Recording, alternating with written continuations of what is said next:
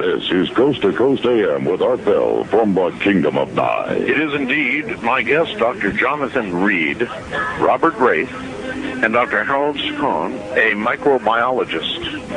And once again, so that you know, reading from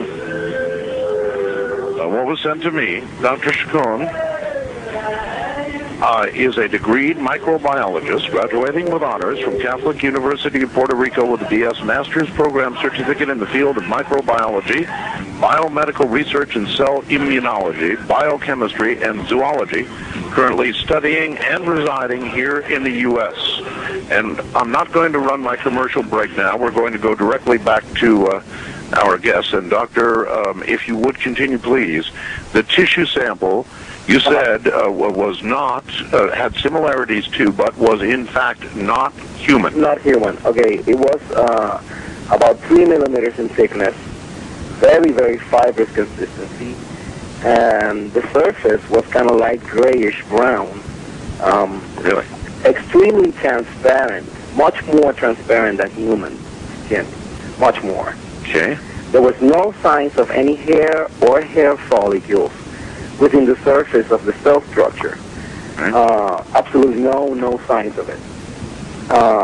We found some subcutaneous tissue, that's the one that is under the surface, and that one has some sebaceous-like glands. Those are the glands that produce usually fat, but half as many as we found in the human skin.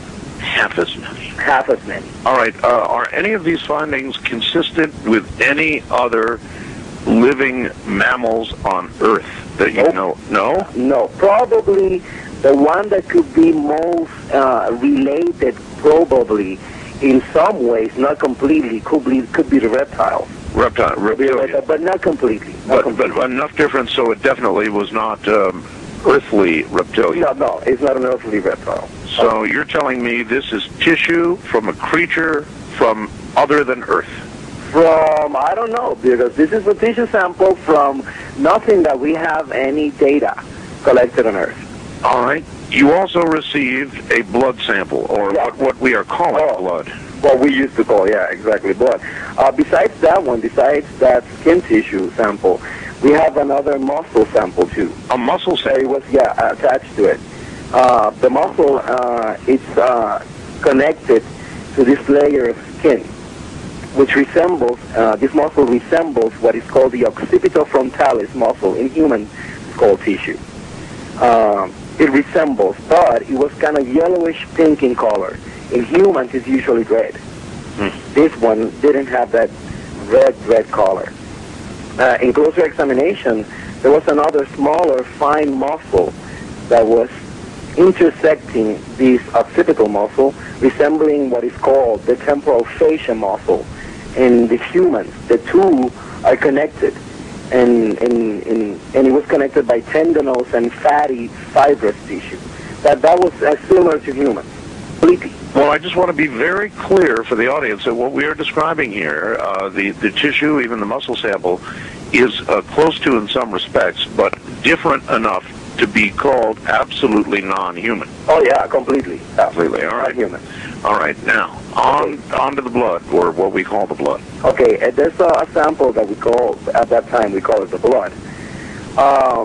This was really interesting. The sample was dried. When you put it to the freezing, you put it into contact with really low temperatures. Usually liquid tissue, because blood is considered a liquid tissue. Right.